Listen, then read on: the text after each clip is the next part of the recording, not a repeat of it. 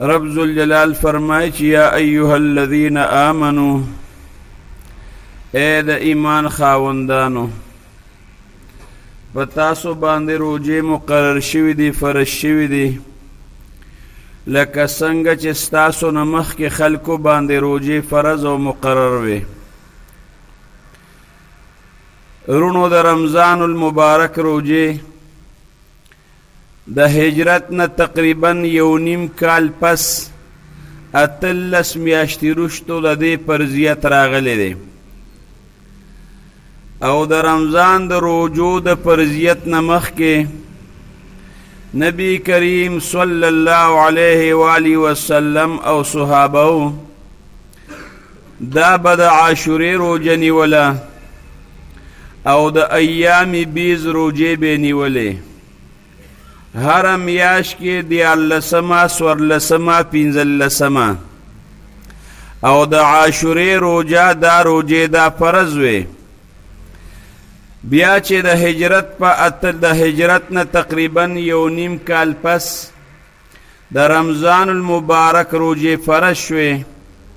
نو د هغې روجو هغه فرضیت بیا منسوخ شو خو که اوس هم یو انسان د ایام بیز دا روجې نیسي یا د عاشورې روجه نیسي نو دا سنت ته الله پې ثواب رونو دا ورکوي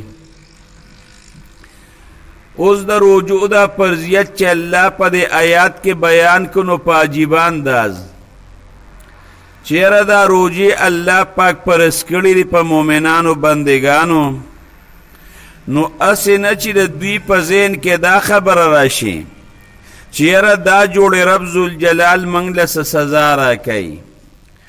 نو الله وایي داسې نه ده یا ایها الذین آمنوا کتب علیکم الصیام کما کتب علی الذین من قبلکم که تاسو باندې د رمضان دا روجې فرض شوي دي او تاسو یې نیسئ خو ستاسو نه مخکې نور امتونو باندې هم دا فرض وي او لعلکم تتقون روجه چې انسان نیسي نو الله به د دې روجې د برکته د انسان کې پرهیزګاري پیدا کړي الله به دې انسان کې تقوا پیدا کړي او تقوا ډېر لوی مقام دی رونو د رمضان د روجو فضیلت دا په حدیثو مبارکو کې ډېر زیات راغلی دی د دواړو جهانو سردار مبارک فرمایي چا چې د رمضان روجې د الله د رضا دپاره ونیولې نو د هغه ټول ګناهونه ماف شو زموږ علماء کرام د ګناهونو نه صغیره ګناهونه واړه تیلي او احادیثو کې راځي چې چا د رمضان روجې د الله د رضا دپاره ونیولې د هغه ټول ګناهونه ماف شو نو چې رب ذوالجلال په یو څیز باندې انسان ته ګناه ماف کوي نو پته ولګېده چې د اوچته مرتبه لري که نه او دا د رب العالمین خوښ څیز دی د دواړو جهانو سردار مبارک فرمایي وي د جنت 8 دروازې دي او د یوې دروازې نوم پکې ریان دی ریان د ریان معنا د ډېر سیراب او دې ته ریان ولې وایي یا خو په دې دروازه چې انسان وردن نشي نو په دې باندې خشته مزیدار ګلونه دي باغونه دي نهرونه دي نو په دې وجه ورته ریان وایي او یا چې په دې دروازه باندې یو انسان وردن نه کیږي نو د قیامت د تندې نه به رب ذوالجلال د انسان ساتي نو د دواړو جهانو سردار مبارک فرمایي وي د جنت 8 دروازې دي د یوې دروازې نوم ریان دی په دې دروازه باندې به سوا د روجهدارو نه او د روجو نیونکو نه بل څوک نه داخلیږي دا څومره د اعزاز خبره د روجهدار دپاره چې د ده دپاره رب ذوالجلال د جنت یو ځان له دروازه مختص کړې ده او د دې روجې د برکته رب ذوالجلال به د جنت په دروازه باندې وردن نه کي نو چې جنت ته وردن نه شو نو پاتې پکې رونو بیا څه شو د دواړو جهانو سردار مبارک فرمایي وی د روجدار د خولې بدبویي دا د رب العالمین په نیز باندې د مشکو د عنبرو نه ښه ده. علما پکې مختلف توجیهات بیانوي. یا خدا خو ګورې بعض انسان پکې مسواک بیانوي، داسې به نه کې مسواک وال دا سنت ته روجه پې نه خرابېږي. دا چې انسان کله وږي نو د ده د دې معدې نه د لوږې د وجې نه یو بوی ځي، هغه بوی ته نه مراد دی هغه بدبویي. نو یا خدا په فرشتو د په الله په نیز باندې د مشکو د عنبرو د خوشبویۍ نه ښه ده. نو یا خو د ده د خولې نه به پر ورځ د قیامت داسې خوشبویي ځي لکه د مشکو د عنبرو خوشبویي ته ګوره، د هغې نه هم بهتره. او یا د ده د خولې نه چې دا کومه بدبویي ځي نو دا په فرشتو باندې داسې لګي لکه د مشکو او د زعفرانو په شان. خو ما درته وي چې ګورې مسواک وهل دا به پکې مسواک وال سنت دی، مسواک وهئ ښه، په دې روژه نه خرابېږي. د دواړو جهانو سردار مبارک فرمایي وی د روجهدار دپاره دوه خوشحالۍ دي، یو د روژه ماتي په وخت کې او بل د خپل رب سره د ملاقات په وخت کې. نو تاسو ورونو په خپله باندې سوچ وکئ چې کله انسان د الله د رضا دپاره دا روژه ونیسي او دغه وخت کې دی دا روژه ماتی نو ډېر څونه زیات خوشحالی. خوشحالی مسلمان بنده که خوشحاله نی نو دی خوشحالی. نو ګوره د دواړو جهانو سردار مبارک وی دوه خوشحالی دی. نو دا یو خوشحالی خو د ماښام په خپله باندې ولیدله، بله خوشحالی به انشاءالله پر ورځ د قیامت باندې مونې چې د خپل رب سره ملاقات کې نه الله به درله بله خوشحالي هم درکوي. دا خوشحالی چې انسان ته میلاویږي نو دا د څه د برکته؟ دا د روژې د برکته. او د دواړو جهانو سردار مبارک فرمایي چې کله د قیامت ورځ شي نو چې دا کم روژهدار دی نو د دوی د پاره به د عرش د سوري لاندې یو درستهان خور کړی شوي وي. خلک به حساب کتاب کړونو دا لګیا وي او دا روجهدار به لګی د عرش د سوري د لاندې په هغې درستهان باندې به خوراک کوي. رب ذوالجلال د همدې خلکو کړونو حساب کړي.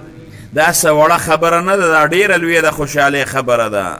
کله چې انسان د قبر نه پاسي نو بعض انسان به الوړې رواني په دې سر باندې به روان. د دواړو جهانو سردار مبارک ته صحابه وي د الله رسوله په سر به څنګه ځي؟ وی هغه ذات چې په دې خپو کې وله د تلو طاقت پیدا کړی دی نو په دې سر کې به م وله د تلو طاقت پیدا کړي. بعض انسان به داسې چې د قبر نه راپاسي نو دا بد عمل په یو شکل کې به راشي او د ده د پاسه به سور شي او دله به چوکې ورکوي لکه غوانو له چې انسان چوکه ورکوي او د محشر میدان ته به روان کړي، داسې به روان کړي. او بیا هغه ورځ د محشر چې نبی کریم صلی الله علیه و آله وسلم وایي نور به د یو میل په اندازه باندې شي. څوک به د ګیټو پورې په خپلو خولو کې ډوبي، څوک د کونډو پورې او څوک در نامې پورې. نه به پکې سوري د کوټې چت پکې شته، نه پکې اونه شته چې د هغې سوري ته ورښکته شي، د هغې لاندې شي. دومره سخته ورځ ورونو د محشر. تیره جمعه کې مې هم درته ویلي و نفس نفسي به حساب کتاب به شروع کېږي، رب العالمین به د هغه په مخ کې به حساب کتاب کېږي. دومره سخته ورځ ده. په دغې ورځ باندې به دا روجهدار د الله د عرش د سوري لاندې الله میلمانه کي او په درستهان باندې به لګې خوراکونه به کوي.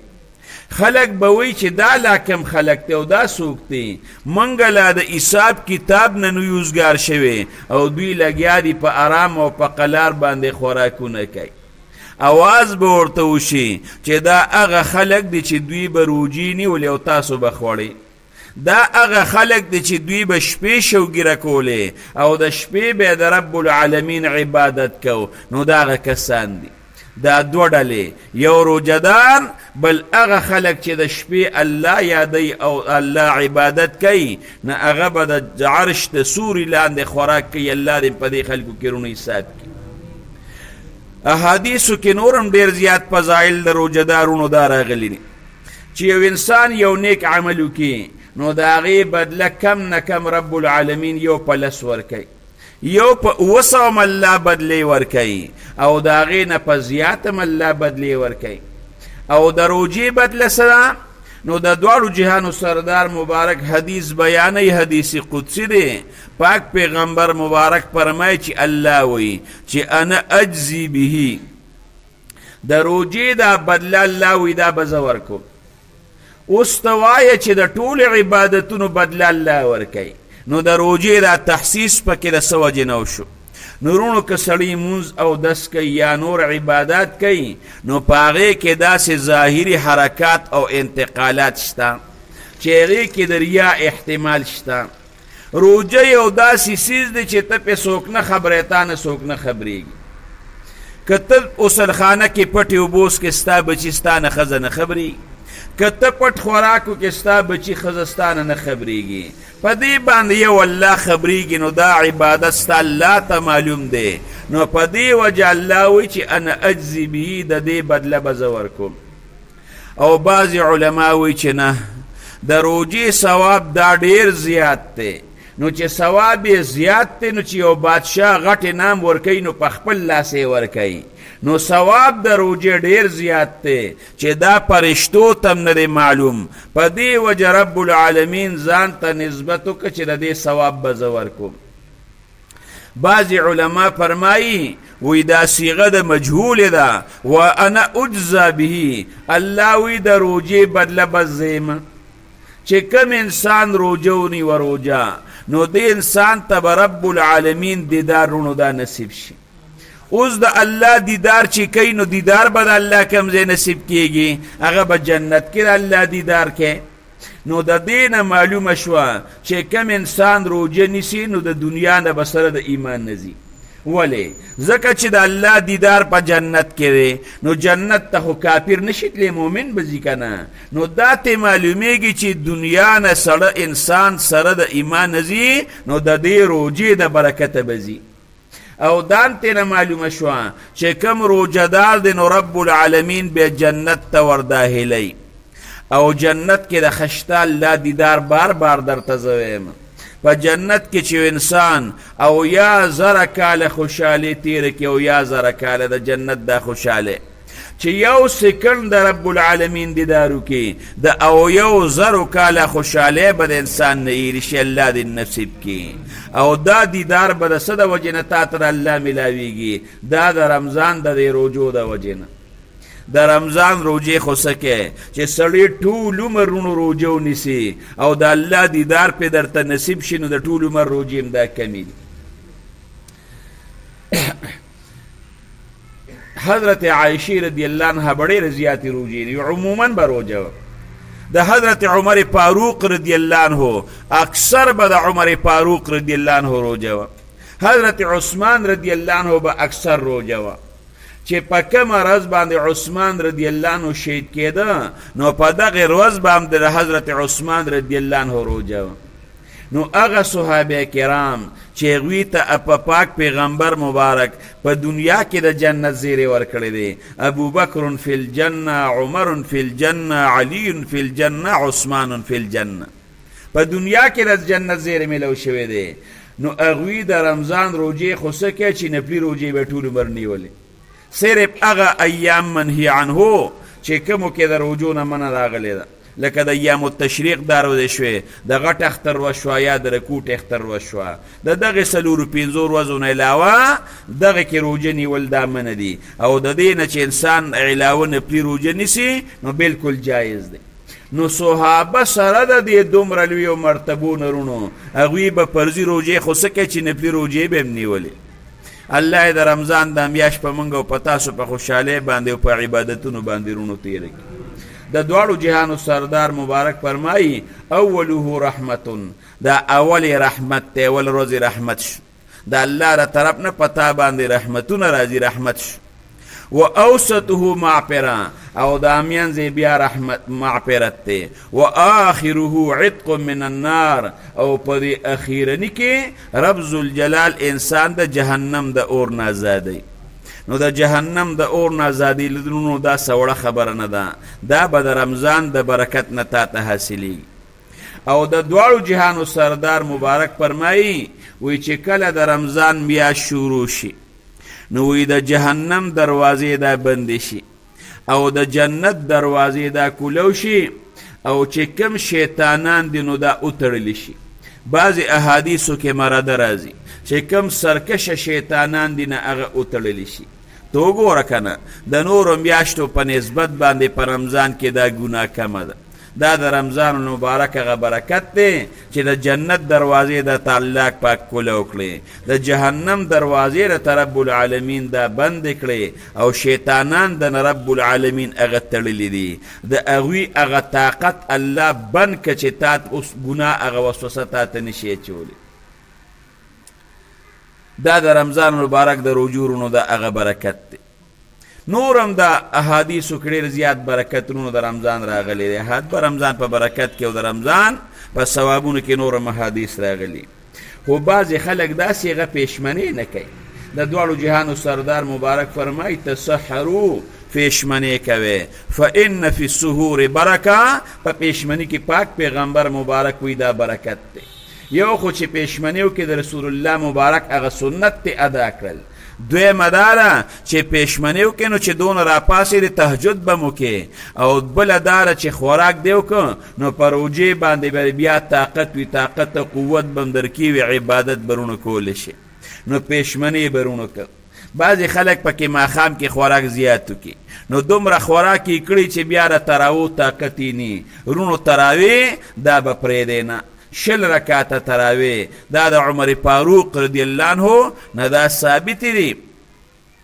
نو 20 رکعاته تراوی دا هغه په آخري دور کې دا شروع کړي دي. نو دا به کوي خو نور تراوو کې اوږد بحث دی رسول الله مبارک کړي دي که نه دي کړی، څو رکعاته دي څو رکعاته نه دي، خو 20 رکعاته. امام احمد ابن حنبل صاحب د 20 رکعاتو قایل دی، زمونږ امام ابو حنیفه صاحب د 20 رکعاتو قایل دی، امام شافعي صاحب پکې د 20 رکعاتو قایل دی پېښه، او امام مالک صاحب د 41 رکعاتو قایل دی. ښه هغه وایي 40 رکعاته تراویح دي، خو هغه وي تر 1 رکعت قایل دی، نو هغه 40 رکعته تراویح شو، 1 رکعت وتر شو، د هغه په نسبت باندې نو 40 ته جوړېږي. یو امام په 4 ائمو کې د 8 رکعاتو قایل نه دی. ښه دغه اوږده بحثونه دي او دا بیا په حدیثو کې طالبانو ته من کو خپل دلایل هغه بیا وایو په دې وخت کې هغه نه دي په کار، خو 20 رکعاته تراویح. خو تراویح چې کوې که نه اوم په مزه به کې، په اطمینان باندې به کې، ځان د تراوو نه رونو د خلاصومه، اسیم چې مونځ کوې نو په اطمینان باندې به کې، خشوع او خشوع سره. د دواړو جهانو سردار مبارک چې څومره سات کې قومه کړې رکوع کړې ده هغه رسول الله مبارک قومه کړې ده. څومره سات کې چې رسول الله مبارک جلسه سجده کړې ده هغه رسول الله مبارک جلسه کړې ده. زمون خلکو خو لا د رکوع نه سر اوچت کړی نه دی چې یو ډز دی. بعضې کسان داسې دي چې هغه به امامتۍ ته ورمخکې شي، امامتي به کوي، نو هغه امام هم د رکوع نه چې سر اوچت کړي نو بس یو ډز دی. ټیک شوه رکوع دې وکړه او ټیټ شوې په قومه کې دې راوچت شوې، لږ غونتې نیغ شوې، نو بس هغه مونځ دې کېږي. خو دومره خبره ده په هغې طریقه ولې مونځ نه کې چې په کومه طریقه د دواړو جهانو سردار مبارک کړی. اول خو رونو مونځ زده کې چې مونځ که د چاته تېر کړو نو زمونږ د خلکو مونځونه خطا، زمونږ د خلکو اذانونه خطا دي، زمونږ د خلکو قامت چې کوو نو قامت خطا. خو که چاته وی چې لکه دا خطا وی نو بیا پې خفه کېږي. حالان کې لږ غونتې زده کې. بعض انسان چې قامت کوي که نه حی علی الفلاح نو هغه ها پکې څه شوه قد قامت الصلاة، نو ګوره وقف کې غونډې هیده پکې. بعض انسان چې قامت کوي که نه اشهد ان محمد رسول الله محمد، نو دا محمد دا په میم باندې زور دی او که دا په میم باندې پیښ دی. ته لږ سوچ وکړه. اول خو قامت زده که، اول خو اذان زده که، ای علی الفلاح، ای علی الفلاح، دا ها دی که دا حمزه ده چې ته وی ای علی الفلاح. په اذان کې به سم وي او په قامت کې به بیا چې کم دی، نو بندک بیا غږ نشي رونه کولی. نو یو خو مونځ د کول، د مونځ الفاظ د کول دا د علماو نه او د پویو خلکو نه دا زده کول پکار دی چې مونځ دې صحیح شي. او بیا قامت زده کول، اذان کول، نو هغه سړی اذان کولو له پکار دی چې د اذان حروف اوسه یې دا کولی شي که نه. اقامت خو صحیح دا کولی شي که نه دا خو نه چې بس پټکې دیوالی دی او 15 ګزه پټکې دیوالی دی او 2 لیشتې د ږیره پرېښې ده او بس اقامت تا پسې لیکلی شوی ځان هم تا پسې لیکلی شوی دی نه دا زده کې اول زده که پوه شوې د اقامت دپاره ږیره پرېښودل شرط نه دي اول اقامت زده که اذان زده که مونځ زده که پکار دی چې په هغې طریقې باندې خپل مونځونه جوړ کړو چې په کومه طریقې د دواړو جهانو سردار مبارک کړي چې کوم امامان دي هغوی دې داسې نه کوي هغه چې کوم زمونږ عوام دي هغوی خو هسې وایي مولیان زمونږ غویان دي وایي سواره به پې جنت ته وایي مونږ ځو هغوی خو د نه غویان جوړ کړي ټوقې در پورې کوي نو داسې مه کوو چې پردي مونځونه خراب کړي ښه په اطمینان باندې امام له پکار دی چې هغه مونځ کوي 15 منټه کې ته پر 4 رکعت راټولې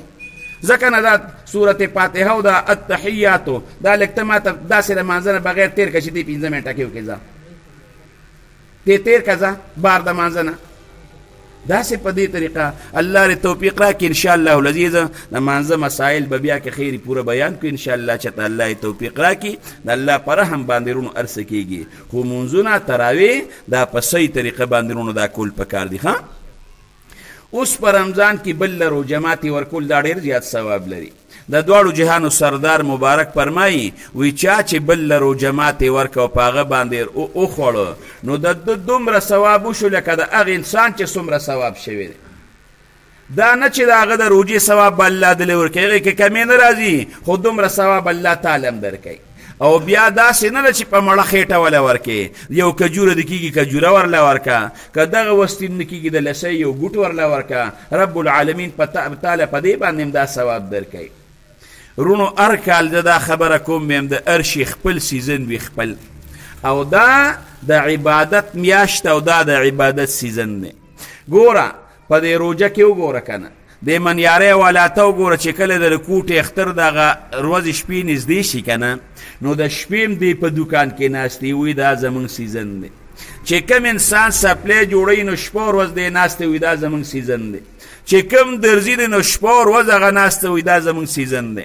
کپړو والاته وګوره که نه هغې دې ورځو کې دوکان نه کوله وایي دا زموږ سیزن دی پیزار والاته وګوره هغه وایي دا زموږ سیزن دی ولې وایي دې لږو ورځو کې به موږ دومره څو ګټو چې ټول کال ورته موږ ناست یو نو وایي دا موږ نشو خلاصولی نو تاسو نه تپوس کوم چې یو سړی دوکانداري که نه نو هغه د روپۍ شي په 2 روپۍ خرڅوي نه زیات نه زیات د روپۍ شی چې خرڅوي د 10 روپو شی خو په 20 پتا نه خرڅوي یو نیټې اخلي خو په 10 چې هغه والي یا به پکې تا نه 2 روپۍ ګټي یا به پکې تا نه روپۍ ګټي زیات نه زیات روپۍ 2 روپۍ ګټي پکې اوس که یو دوکاندار ته وایي چې هلکه د روژې دا میاشت داسې ده چې دې کې چې د کوم څیز په روپۍ باندې راوړی دی نو هغه به تا نه موږ په 80 روپۍ باندې لو 80 روپۍ به درله ګټه درکوو په هغې باندې نو ته سوچ وکړه د شپې او د ورځې به دا دوکاندار دوکان بند کړي نه ولې به بند نه کړي ځکه 1 روپۍ پسې 80 روپۍ ګټه ده نو چې روپۍ پسې دوکاندار له 80 روپۍ ګټه ورکړې نو دې که ته مړم کې دې دوکان نه بندوي غم خادم ورپسې پرېښی دی وایي چې دا خو نورو میاشتو کې نشته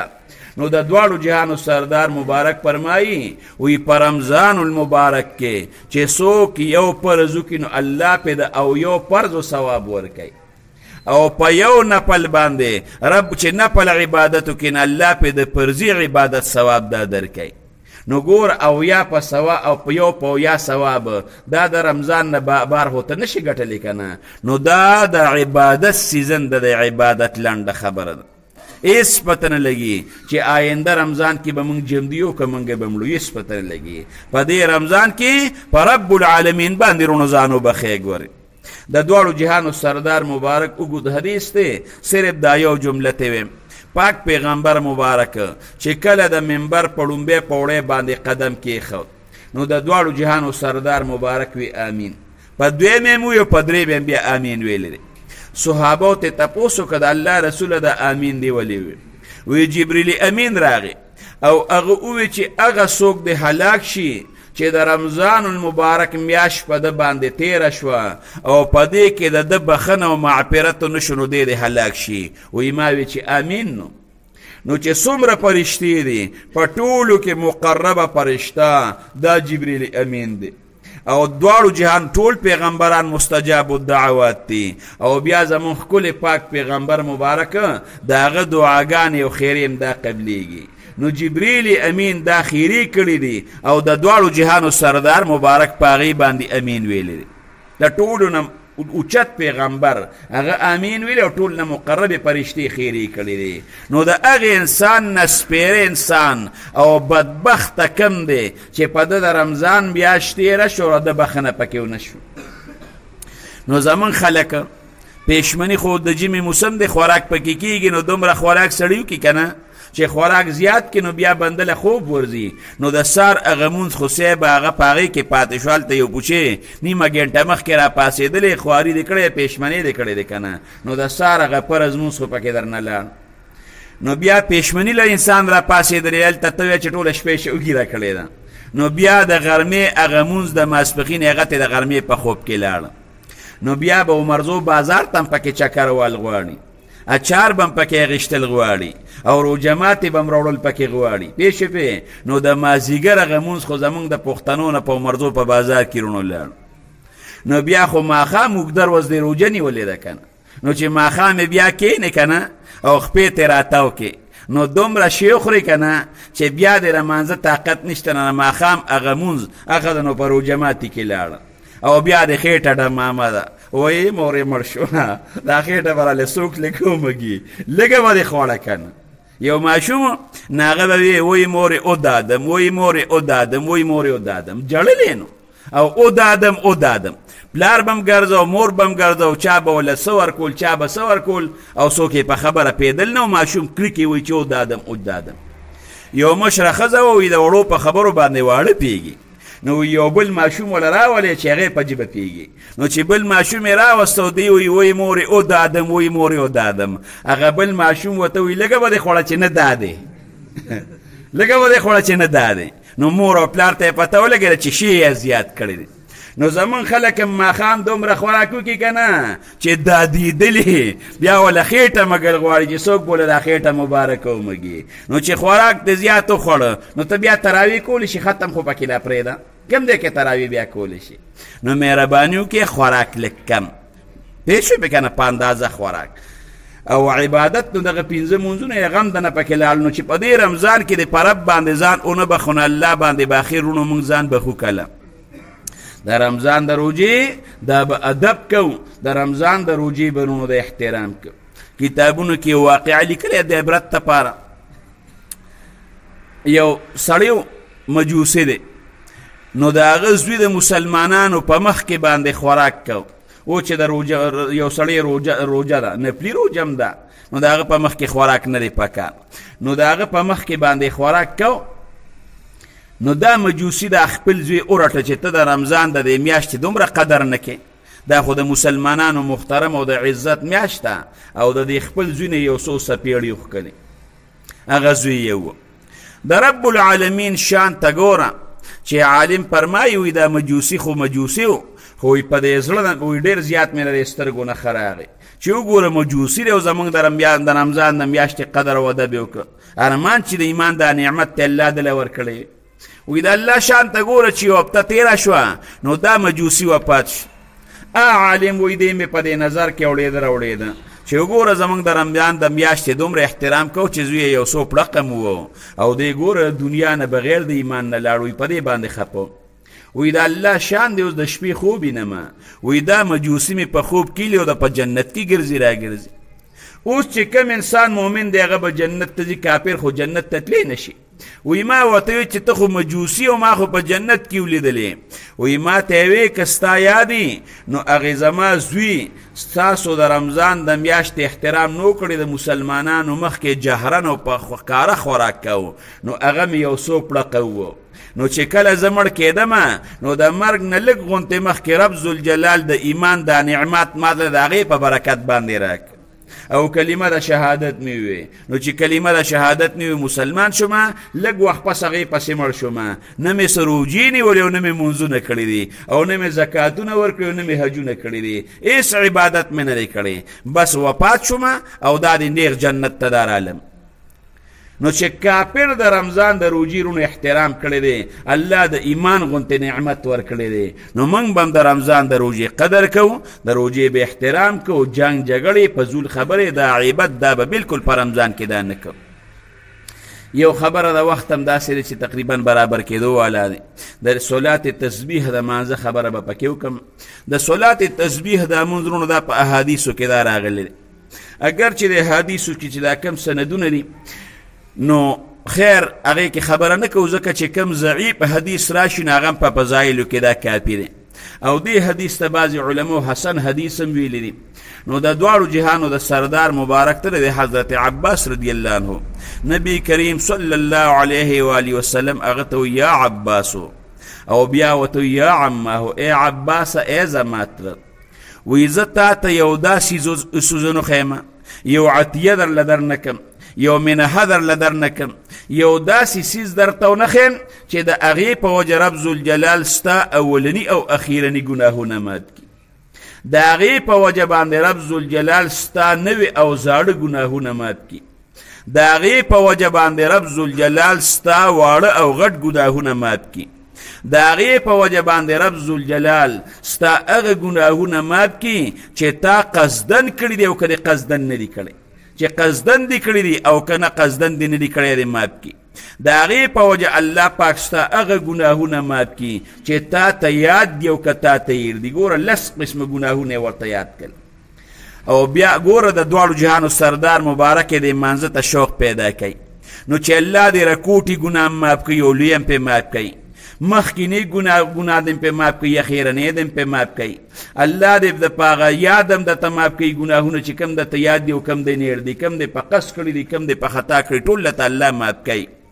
نو ګور رب د دواړو جهانو سردار مبارک ورته مخکې دا خبرې ولې وکړې چې شوق یې ورته پیدا شي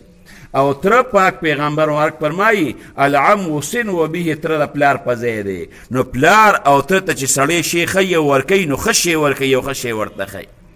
نو بیا ورته د دواړو جهانو سردار مبارک وی ای زما تره وی که دا مونځ کولی شي او طاقت دې وي نو روزانه یې کوه او که روزانه نه کې نو په هفته کې خو یو ځل کوه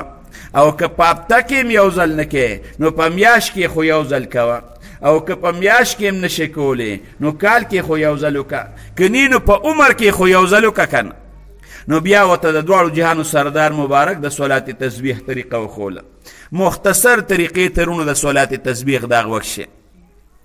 سبحان الله والحمد لله ولا اله الا الله والله اکبر سبحان الله والحمد لله ولا اله الا الله والله اکبر دا کلمه په دې مانځه کې 300 کرته ویلي او په هر رکعت کې 15 او یا کرته ویلي د سلورو رکعاتو مونځ نیت به وتړي نو چې کله موږ د مانځه نیت وتړو نو په مانځه کې به سبحانک اللهم دا ثنا ووایې نو چې په لومبي رکعت کې تا سبحانک اللهم دا ثنا دې وویله نو اعوذ بالله او بسم الله به نه وې ورپسې به 15 کرته ووایې سبحان الله والحمد لله ولا اله الا الله والله اکبر شمارې به څنګه نو لکه اوس دا ګوتې په دې ځای پرتې دي که نه یو ځل دي وي نو د قچۍ ګوتې له زور ورکړه په دویم ځل دي وي د بلې له ورکړه په درېیم ځل دي وي د منظمې له زور ورکړه بیا د سبابې له ورکړه بیا د حامې د غټې له زور ورکړه په دغې طریقه وشماره نو بیا چې 15 کرته ده ووایې نو ورپسې بیا اعوذ بالله ووایه ورپسې بسم الله ووایه بیا الحمد لله رب العالمین سورت فاتحه به ووایې بیا به هغې پسې پس سورت ووایې نو چې سورت د سین خلاص کو نو رکوع له به نه ځې دغه وخت کې به بیا 10 کرته ووایې سبحان الله والحمد لله ولا اله الا الله والله اکبر ما سره یو ځل ټول ووایې په زوره سبحان الله والحمد لله ولا اله الا الله والله اکبر اکبر به نه وایې ګورې ها اکبر کاپ به وایې ها نو لزله د صورت نه وروستو او د رکوع نه مخکې نو 15 کرته هغه شو او 10 کرته دا شو شمارې 15 کرته شو بیا چې رکوع له لاړې نو په رکوع کې به بیا 10 کرته ووایې ستا خپله خوښه ده که سبحان ربي العظیم د هغې نه مخکې وې او که سبحان ربي العظیم د هغې نه وروستو وې نو 10 کرته دا په رکوع کې شو نو 35 کرت شو بیا چې کله سمع الله لمن حمده دې ووایې نو ادرېږې دې ته موږ قومه وایو نو دغې وخت کې به 10 کرته بیا ووایې نو 35 کرت شو بیا به لاړ شي سجدې له نو په سجده کې به بیا 10 کرته ووایې نو دا 45 کرت شو ستا خپله خوښه ده که د دې نه هغه سبحان ربي العظیم مخکې وې او که ته وروسته وې شمار کې خطا شوی نه یم که نه بس تاسو په خپله شماره یاره زه درته مقامات بیانوم نو په قومه کې لزله په رکوع کې لزله بیا په لومبۍ سجده کې لزله شو بیا چې د سجدې نه د سینګه سر راوچت که نو بیا به لزله وې بیا چې دویمې سجدې له لاړې نو بیا به لزله وې شماره دا 75 بار د دې نه جوړ شو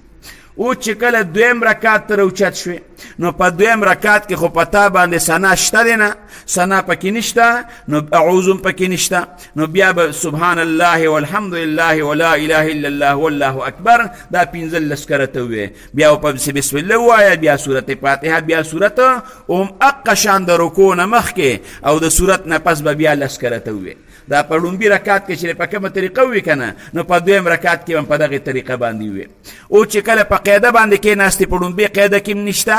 ځکه که په لومبي قاعده کې هم وي او په دویمه قاعده کې هم وي التحیاتو دغه چې پکې وي دغې ته قاعده وایو نو په هغې کې هم وي او په اخري قاعده کې هم وي خو بیا د 300 نه زیات راځي نو په هغې کې نشته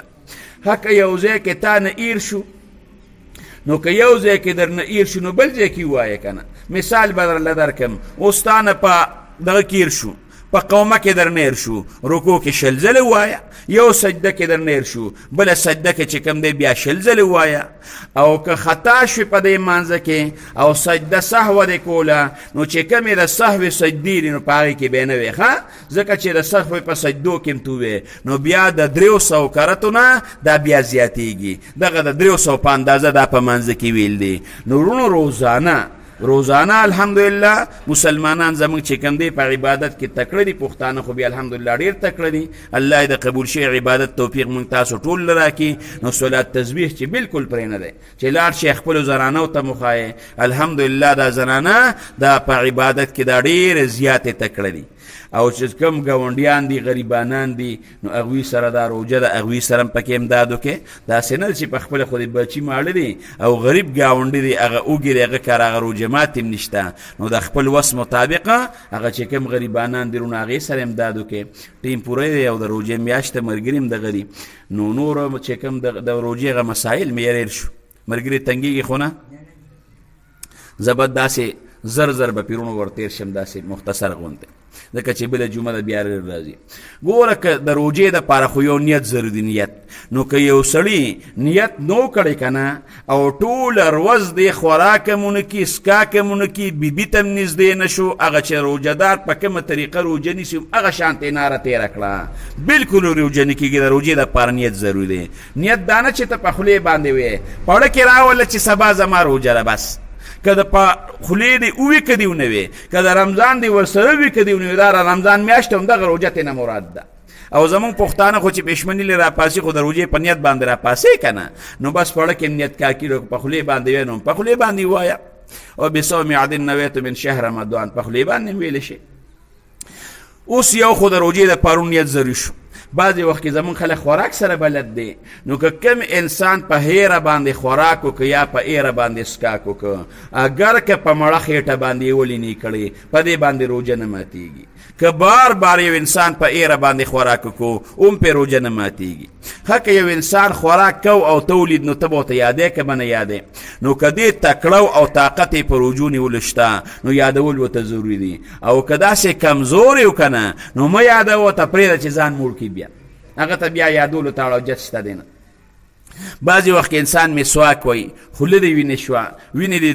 لاړې دې توکم کړې اوس یاره وینه مې تېره شوه نو که لاړو سره ستا وینه تېره شوه نو دا وینه به لږ سوچ وکړې یا به د لاړو سره برابر وي یا به د لاړو نه زیاته وي نو که لاړو سره برابر وه یا لا د لاړو نه زیاته وه نو روژه پې بیا ماته ده او که د لاړو نه کمه وه نو روژه پې بیا نه ماتېږي او که د دې وینې خوند دې په دې تالو کې او حلق کې محسوس که نو بیا به دې رونو دا روژه ماتېږي بعض انسان په روژه کې رانجه نه اچوي روژه کې که سړی په سترګو کې رانجه واچوي که نه نو په دې سره روژه نه ماتېږي ښه اگر که د رانجو هغه توروالی هغه ته په لاړو کې هم ستا محسوس شي او په لاړې توکې هغه توروالی پکې وي هم په هغې سره روژه نه ماتېږي که دوړه شوه یا لوګې شو یا مچ شو پوه شوې که نه غیر اختیاري دا خولې ته لاړل نو په دې باندې روژه نه ماتېږي او که قصدن دې دا تېر که نو روژه دې پې بیا ماتېږي اوس یو سړی به دا نه وایي چېرې لوګي اوس سیرګټ تسکې نو دا خو ته قصدن سیرګټ دغه لوګې تیری که نه نو په دې باندې بیا روژه ماتېږي غوږ کې دې اوبه لاړې روژه پې نه ماتېږي که قصدن دې پکې اوبه واچولې نو روژه پې ماتېږي او که نه د علماو پکې اختلاف دی خو صحیح خبره دا ده چې روژه پې نه ماتېږي نور غوږ کې دغه تیل میل وغیره دا اچوله دا نه دي پکار ښه زم دا مسائل به دغه زر زر بیان کړم بیا که چا دغه یجتي نو ما نه بیا وروسته تپوس ورونو دا کولی شي ښه بعضې ښځې داسې وي چې هغه په روژو کې د هغوی هغه خپله بیماري راشي نو که د کمې ښځې بیماري راله حیض بیماري ورته ویلې کېږي یا د یو ښځې بچی شو نفاس نو په دې کې روژه بیا نشته دغه د حیض په روزو کې چې د دې نه څونه روژې قضا شوې د هغې روژو به بیا دا قضا راوړي د منځونو قضا نشته او د روژو قضا په شته چې کوم انسان داسې دی چې هغه بوډا دی او دی د بوډاوالي د وجې نه دومره معمر انسان دی چې دی روس په روس په ښکته کېدو باندې دی او دی په تنزل باندې دی بالکل د روژې اړو طاقت نه اوس لري او نه آینده د د روژې طاقت شته نو که دی مالداري او دی غني وي نو دی به د روژې هغه پیدې ورکوي چې څومره د سرسایې هغه اندازه ده په هغې اندازه باندې به دی بیا پیدې ورکوي چې روژې کله ونیسي که نه دی به ونیسي میاشت پې تېره شوه نو بیا به د هغې نه پس دی هغه پیدې ورکړي د سرسایې چې کوم اندازه ده موږ د اوړو اندازه نه لګولې په کم 2 کیلو اوړه او یا تقریبا 2 کیلو د هغې قیمت انشاءالله بیا موږ تپوس کوو اخر روزو کې سرسایې مسایلو کې به انشاءالله العزیز بیانوو